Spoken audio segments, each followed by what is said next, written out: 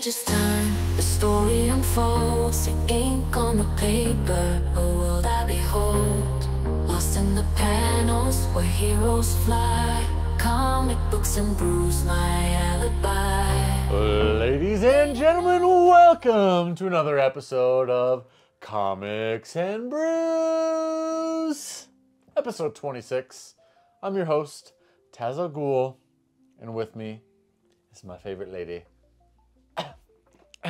Just Abby. Hi. Hope you're ready, because tonight we're making a semi-return to the Spider-Verse with a symbiote twist. And so I definitely skipped my entire line. We are the podcast that tells you the drunk history of comic book characters every single week while we crush many, many beers, as you can see here. And this is, episode 26. So thank all of you for listening through 1 to 25. It's impressive. We don't ride. It's very impressive. But yes, indeed. Today we're bringing you none more than a legendary character. It's not a main character, but I think it's one of the most interesting ones. And it's kind of tied into one of my favorites. And that's because today we're bringing you the drunk history of Anti-Venom. He's many people, he's many times, but it only felt right. We did Starscream last episode we recorded, and on my script it says last night. That was actually like last week, and it was pure booty cheeks. It was, I mean, in the moment it felt pretty good. We're not that good anyway, but yeah, I mean, we can barely get 500 of you to listen. I don't think that one was gonna get 5 people to listen, so it was dust. We didn't do it. And we got Anti-Venom going here, and actually right after we recorded this, I got his first appearance up in here. Oh, I forgot, it's right here. Comic book shopping. So we went to HOJ and we got some prime time Anti-Venom comics, but we'll get into that later. I think we might not, but for those of you who don't know, his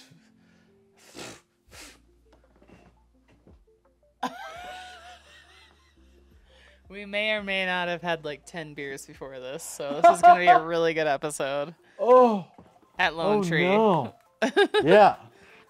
So I might cut that out, but his first appearance, Amazing Spider-Man 569. Absolutely beautiful. I've been wanting this cover for so long. 569. And I was quite pumped to get this bad boy. So one more time. Maybe, I mean, yeah, I don't ever know if it focuses. I can't even see that far. Contacts don't work. I got my 4 eyes. Still ain't working. But this cover is one I wanted for a long time. First appearance of Anti-Venom. So sick nasty. And yeah, so I've wanted it forever. And that's why it motivated me to do Anti-Venom. So sick. So throughout this tale, we need to just forget everything you think you know about symbiotes. Gone. Anti-Venom isn't your average pile of space goop. He's got healing powers, a tragic origin, and he can cure cancer. But before we get all into that, the symbiote craziness, that is, let's tell you what we're drinking this episode. It's Anti-Venom might be more This is my Anti-Venom. Oh, how are you? Just kidding. A girl.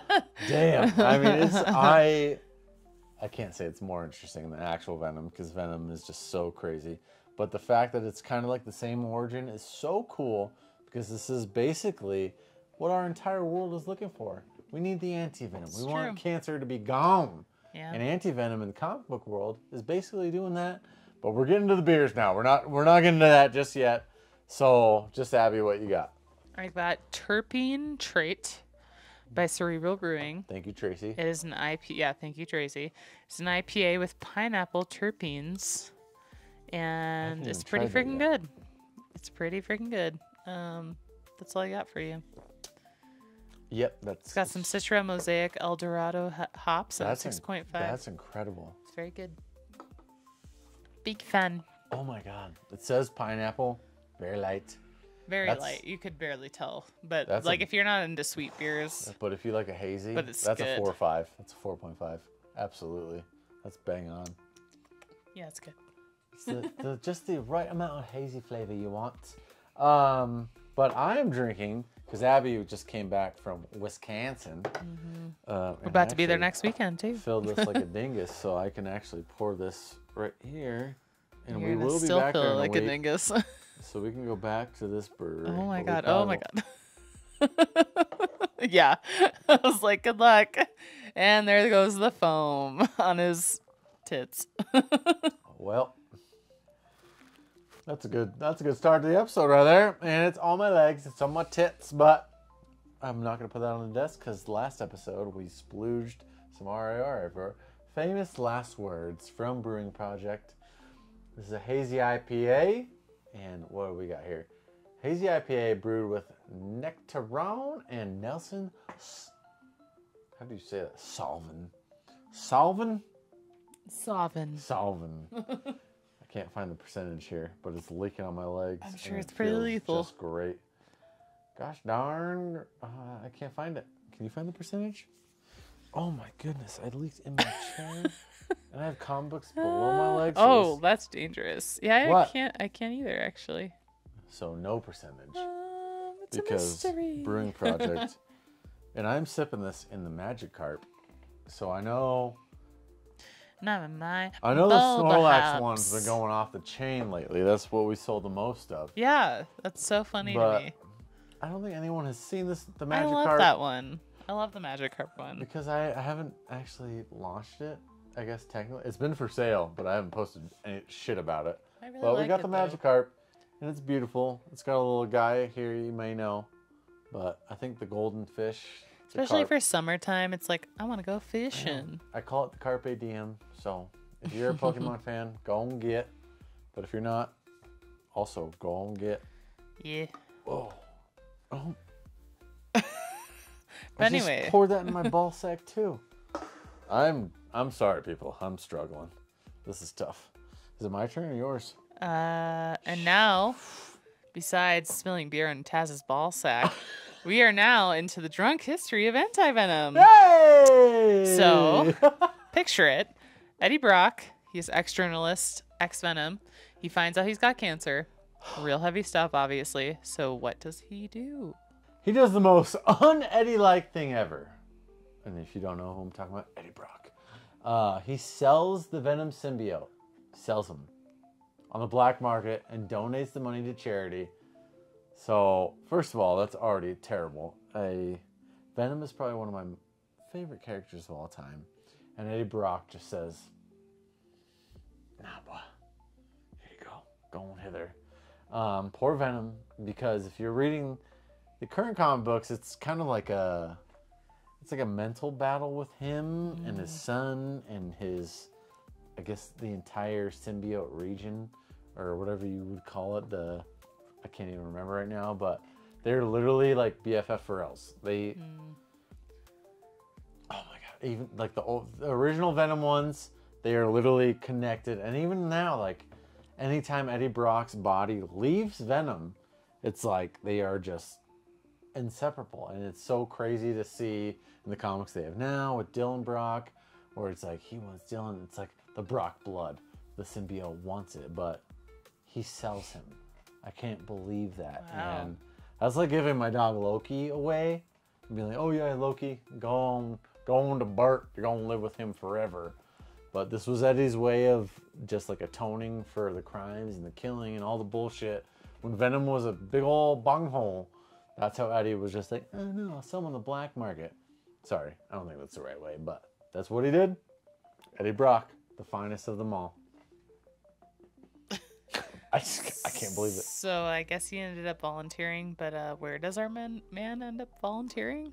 tell The you. Feast Center. Oh no. Oh no. We all know the Feast Center. We all know where that is because I don't know what that is. yeah, we're gonna get into it. Oh man. Sometimes reading my script would be so cool. My eyes just can't even read them. But for those of you who don't know what the Feast Center is, we're looking at where good old Aunt May works because, wow, in the ASM books, some shit gets crazy. But basically, it's a center for those in need. And Peter Parker has had many run-ins with this building and crazy people who go and live in there. And it's a good old run by Martin Lee. So if you know who Martin Lee is, great. If you don't, I'm going to tell you. Who's also the gosh darn supervillain, Mr. Negative, which was in the video games too. I think it was like Spider-Man, the first PS1 game, maybe PS2, PS3. Sorry, I'm old. Can't remember that. But yeah, shocker. Dude's got healing powers from the light force, but also can corrupt people with his dark force. So it's like a little yin-yanger, but crazy, which will actually tie in hardcore parkour into how Anti-Venom is made, which I did not know that when I was writing this, but it's so cool because obviously you think Venom and then we go Anti-Venom. Who would have thought that Mr. Negative would have played a part in that? I guess if you read it, you would know, but yeah. Yeah, so while he's healing Eddie's cancer, boom, those leftover venom cells in Eddie's blood mix with light force, and boom, Anti-Venom is born. In Amazing Spider-Man number 569. 569. Sorry. 569. Damn, she fine. Suck it for me one more time. Get low. Get low. Get low. That's 569. Thank you, Hall of Justice, for giving me this. Thank you, Randy, for getting $45. Bless you, sweet prince. Yeah, and that's by Dan Slott and John Romita Jr. John Romita, the legend. The absolute legend. But so cool. I've wanted that book for so long. And I just couldn't get myself to buy it on eBay. But if I see it at HOJ, of course I'm going to buy it. Absolutely. Yeah. I mean, digging feels so much better when you find the book you actually want. Yeah. Yeah. It's like me and Amethyst. My girl's been digging. She bought like 12. So no, it was like 20 Amethyst books. It was crazy. So... Watch out, Fan Expo. I'm coming for the Amethyst books. Yeah. Hall of Justice. If you haven't been, go there because they're always buying and there's always something upstairs you can dig through. And tomorrow we will be going to their first Saturday of every month. Yeah. It's basically half off all back issues. Yeah. So that's pretty neat. And we Pops. And yeah, Pops. You're into Pops. Clearly I am. I mean... I'm not really, but he I guess is. it's not in the backdrop. I'm trying to not be into them anymore. But 50% off back issues, $3 books, and Pops. So that's pretty neat. But Sweet Berry Wine fell off the rails. If only I had an off-script brew again. But, so this symbiote, I can't even say symbiote. This symbiote ain't like Venom. No way. First off, it's white. So Anti-Venom, Venom, how bizarre. His suit is legendary and just his entire, his design. Doesn't show it. This doesn't show it either, but there might be a little like sprinkle in here. You can kind of see it. Probably not. But it's basically, as you would think, the reverse of Venom. So cool. Just white, black, beautiful combo. And almost cooler than Venom, but not quite. And second, Anti-Venom has no mind of its own. So if you know Venom, Venom's always speaking like Eddie Brock's mind. It's always like kind of telling him what to do. And exactly. It's like always rumbling in his brains and say, "Ooh, Eddie, I want brains, brains." Anti-Venom is like basically an immune system. Oh, like so it's just like I'm it here to doesn't heal. tell you to do anything. I'm it's here just, to heal. Exactly. It's like always healing things. So that's why. I'm getting ahead of myself, but like, yeah, no alien voice in your head. Eddie, Dylan are just dealing with like the actual symbiote. Anti-Venom, which is created by Mr. Negative, which is maybe why this happened. No voice, no nothing. It's just literally like a cancer killer. So cool. So yeah, it heals and it'll detect if you've got toxins, infections, flu, maybe COVID-69. Stupid. I didn't write that. And Anti-Venom can cure anything, apparently. Yeah, also it cancels out other symbiotes. So it's literally the bouncer in the nightclub for all of y'all symbiotes. Carnage, Gon, Get, Scream. See you never, bud. And it messes with Peter Parker's powers because when Anti-Venom tried to heal Spidey, it actually scrubbed out the radioactive spider bits. So Peter doesn't want Wow, any of that really? smoke. Yeah, it's crazy. So he don't want any of that smoke, and he goes from straight fucking wall crawl. Sorry, curse word. Wall crawling to wall falling. Like all them grippies with his little fingertips. See you never. Ski. So this has Eddie going straight back into action with Anti-Venom Symbiote. He stops Norman Osborn's Thunderbolts from blowing up Feast, helps Spidey, and he even beats the Say it again. no, Say it again. the poop out The of caca. out of Matt Gargan, who was Venom at the time. And yes, so let me read my script before I get carried away here. I see, I nailed it. I forgot Gargan was Venom at all. I didn't know that. Everyone who knows Gargan knows him as a Scorpion because. Do you know that? You know that he was Nope. the Scorpion? Nope. Yeah, and I would say that's like some of my favorite Venom covers. I want to pull one out here, but I might. I mean, that checks out because scorpions have venom. Well, And to like make I the didn't even think scorpion, about that part. You know, that would make sense to me. But Oh, I thought I found one of his covers. There's so many sick covers with him as Venom, but I won't do that because it can take a long time. Chi-Chi's fault. we may have had a brief cut because Loki really wanted it in here. But It anyway, wasn't because I was too drunk.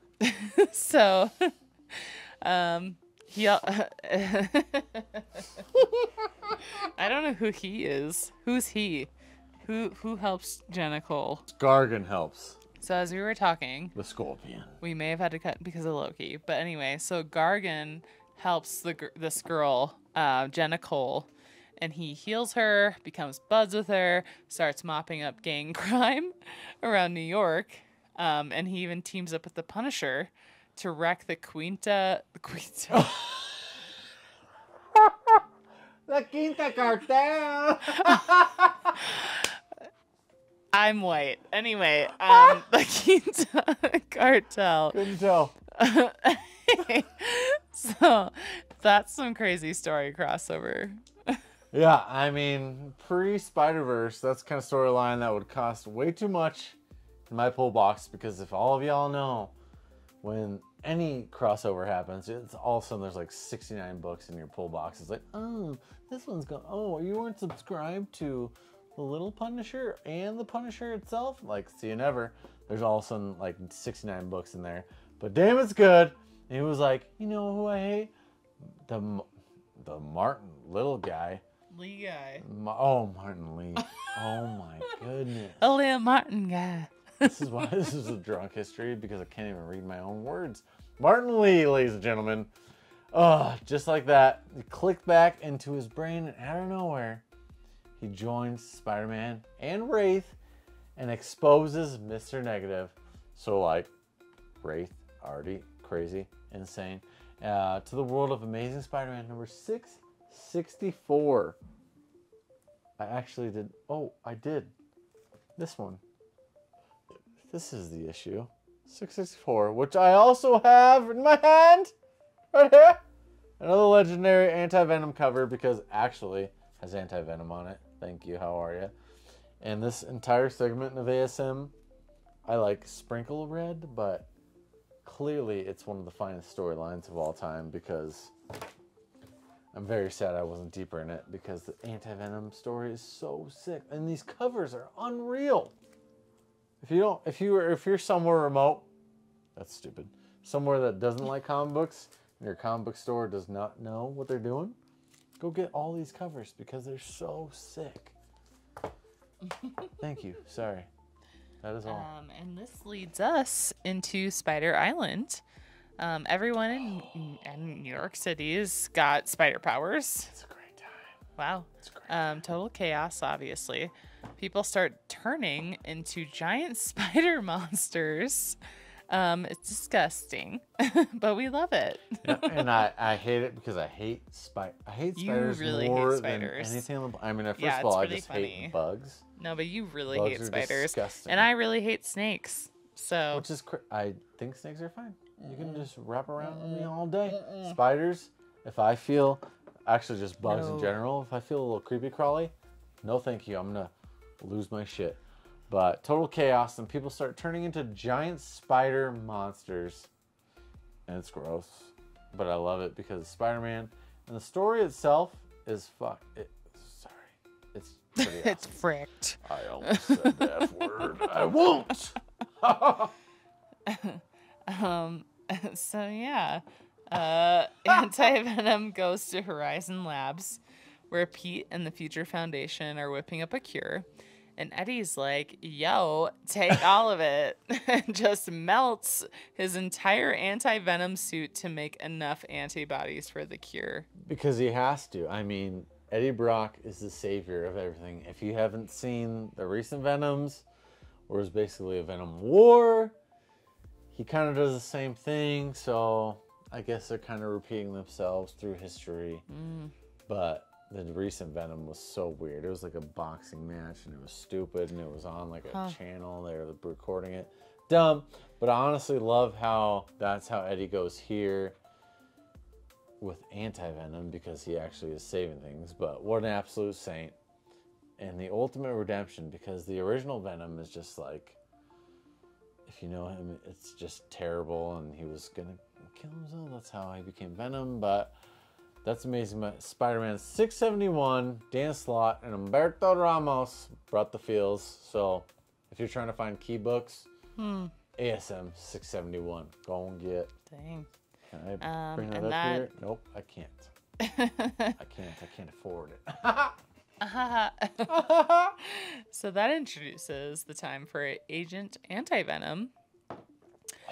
Flash Thompson time. Flash. War vet, Spidey fanboy, former Agent Venom.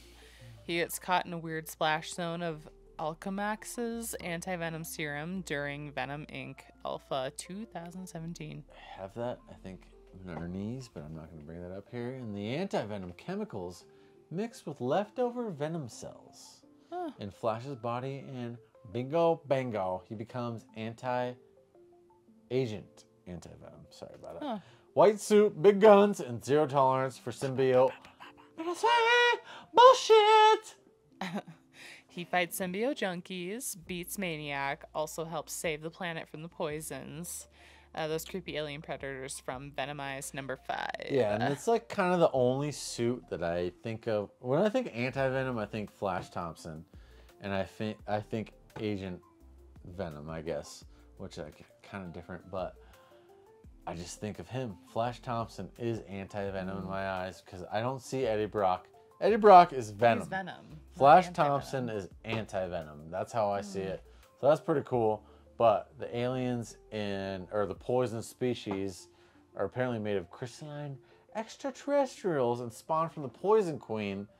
I definitely read those books, but it's so crazy how many Venom books in general. There's Venomized. There's Venomized. There's Web of Venom. There's Web of Spider-Man that brings Venom into it. There's like Venom, obviously Lethal Protector. There's all these crazy Venom stories. There's so many books, and something is always happening. It's ridiculous. But the Poison Queen apparently brought the poisons and Poison. yeah, they literally look like little bugs. They're like giant symbiote fleas. And then comes the Red Goblin. So if you haven't read recently, I guess the Red Goblin came years ago, but aka Carnage plus Norman Osborn and Flash tries to heal everybody with his last bit of anti-venom juice and joins Peter for one final team up. One more again. See you never. How are you? Or see you one more again. No one ever dies. That's ridiculous, but the Red Goblin is actually super cool. You say no one dies, but this next part is literally he stabs Red Goblin and everything he's got and dies. Yeah, but then Red Goblin's still got a storyline. Norman hangs out. He just hangs out with Eddie's son so much. It's ridiculous. Okay. Sorry. So yeah, Amazing Spider-Man #800. The absolute hero exit once again for the anti-venom symbiote. Damn, I have that issue too. I think Good for you. I think that's around the time Loki was the Sorcerer Supreme. Oh. I think.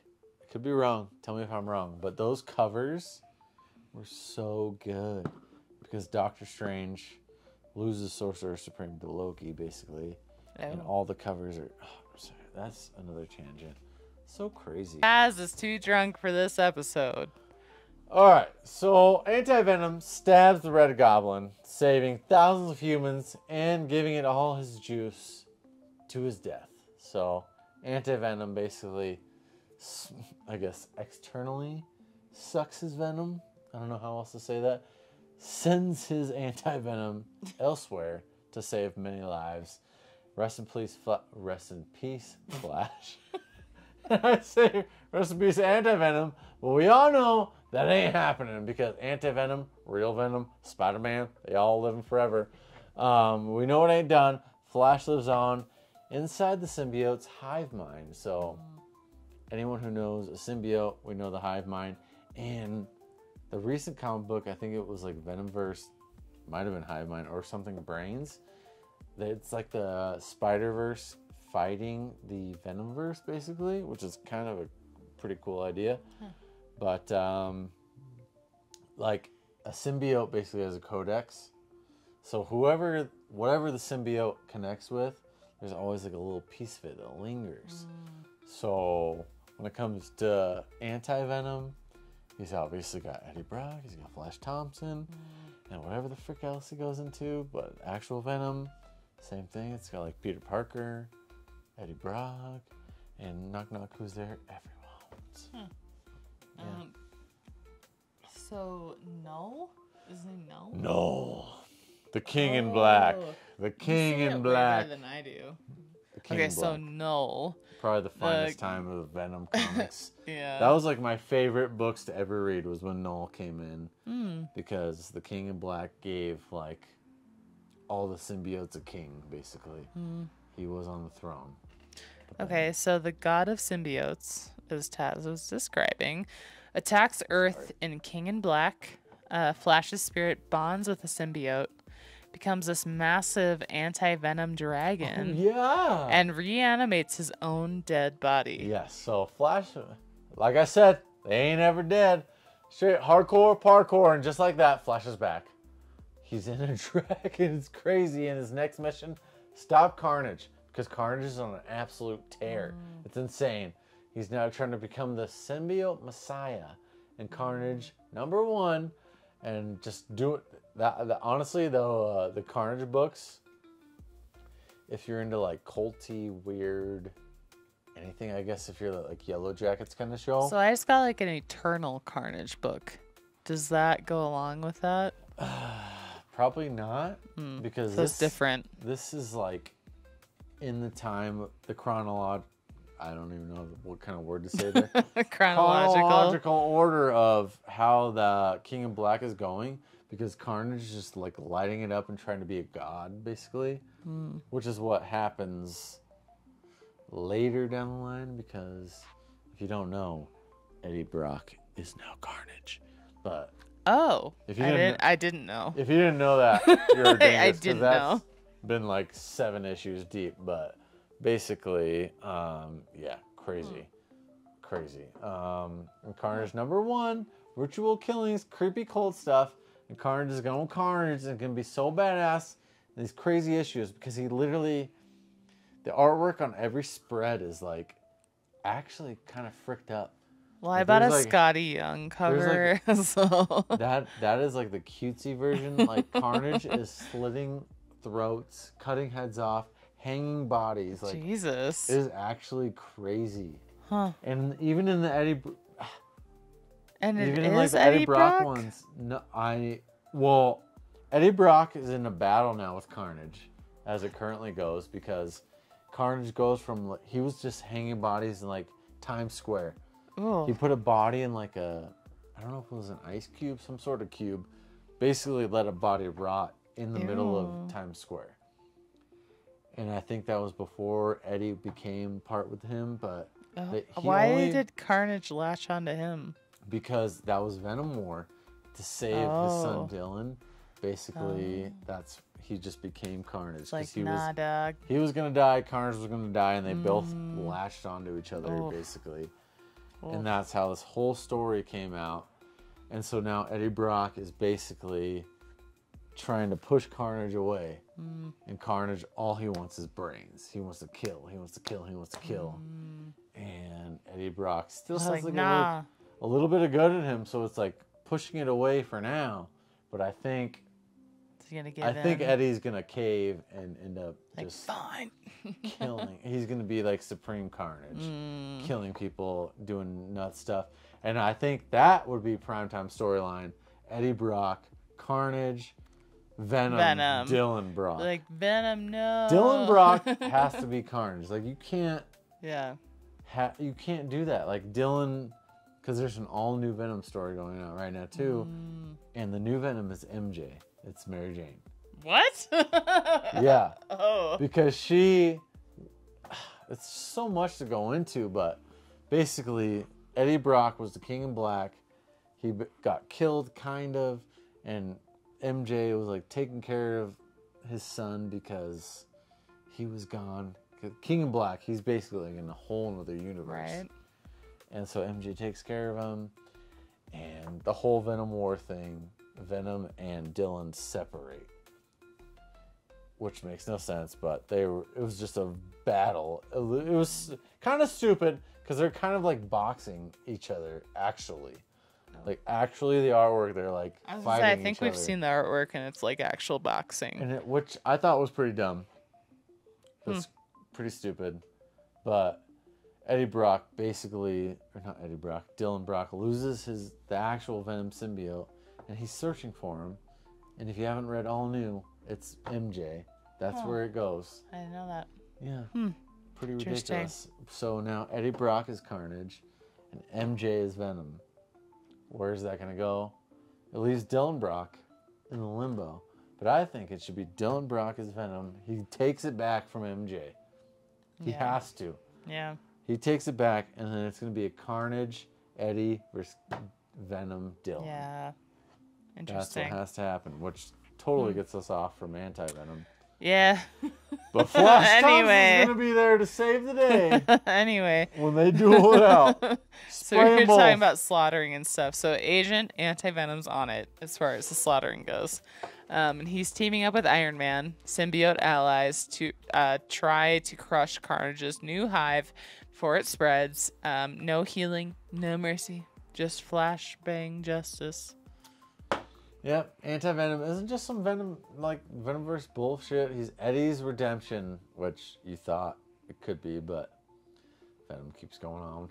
And Flash's rebirth, which is actually true because, like I said earlier, Flash Thompson is Anti-Venom. If you can tell me anyone else you think is Anti-Venom, suck a fart, because it's wrong. I think Flash is absolutely Anti-Venom.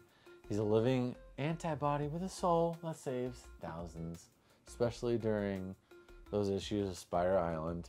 That's basically how they got out of Spider Island. Anti-Venom was just he was the way.